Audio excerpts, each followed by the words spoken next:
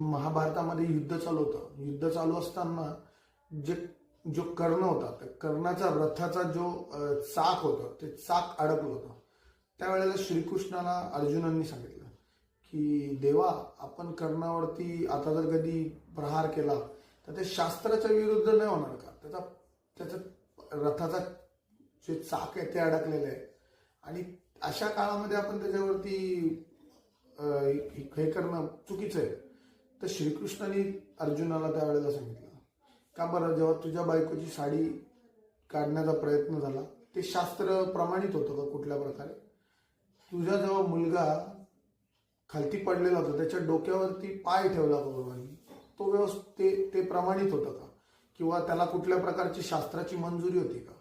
तर ते सुद्धा शास्त्राच्या विरोधातच होतं. तर याच्यामध्ये कुठल्याही प्रकारची एथिक्स, कुठल्याही प्रकारचे शास्त्र, कुठल्या प्रकारची विचारधारा जर समोरचा ठेवत नाही त्यावेळेला आपण का ठेवावं? श्रीकृष्णाचा सांगण्याचा बोध या प्रसंगातून एवढाच होता की समोरचा आपल्याशी कसा वागलाय त्याचनुसार आपण पण त्याच्याशी वागायला.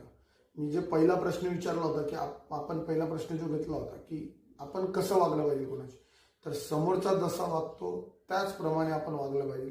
एथिक्स आणि शास्त्र किंवा कर्म किंवा विचारधारा, तुम्ही काही म्हणा, ती आपण त्याच वेळेला ठरवू ज्या वेळेला आपल्याला समोरच्याची विचारधारा माहिती असेल आणि समोरचा आपल्याशी कसा वागतो ते माहिती असेल.